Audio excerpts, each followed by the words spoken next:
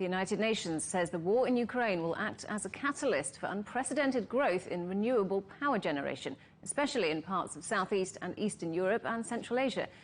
Rana Adib is Executive Secretary of policy network REN21, which helped prepare the UN report. So there are different aspects to this. I think on the short term, indeed, when we are looking into the UNEC region and the 18 countries we looked in, Ukraine has been one of the leading countries in terms of renewable energy growth. And the conflict in the Ukraine has also led to the fact that 90% of Ukraine's wind power capacities and 30% of the solar PV capacities have basically been destroyed on the short term. Interestingly, they are partially destroyed only, which means like in a post-conflict context, they will be operational again very quickly. It has also an impact, obviously, on investments, existing risk and perceived risk.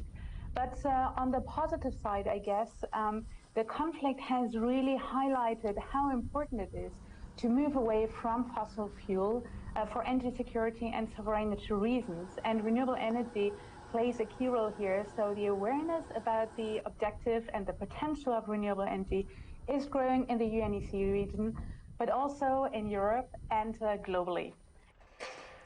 Before the invasion of Ukraine, both Ukraine and other countries have been making great strides, though, in boosting renewables. Yes, indeed. Our last reporting was 5 years ago, and in 5 years, the UNEC countries we looked at have added 20 gigawatt more or less of installed capacities, and this is now leading to total installed capacities of 100 gigawatt.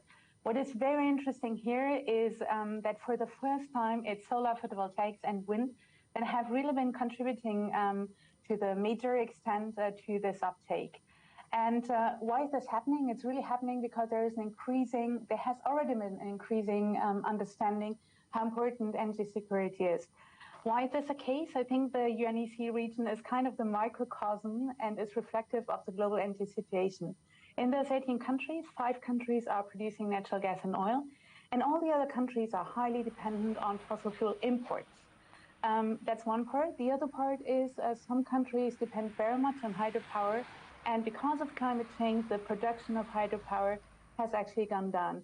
In some countries, though, renewable energy is rather more an option for the future rather than now. Has the war in Ukraine postponed the moments when renewables become mainstream because accessing any form of energy is the priority? Yes and no.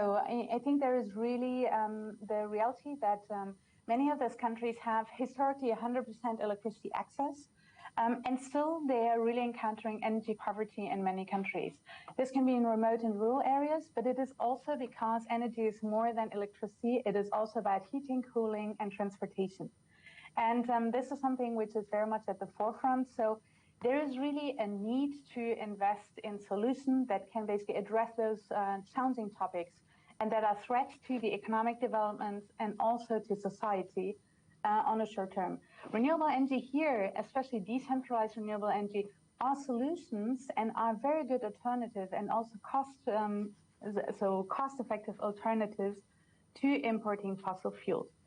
Now, the reality is in the UNEC, when we compare it, for instance, to Europe, it's a bit of a different starting point. Basically, handling cold weather, having challenges in heating homes has already been the case, whereas when we're looking to Western Europe, basically the impact of not having access to energy or a threat on energy supply has other implications.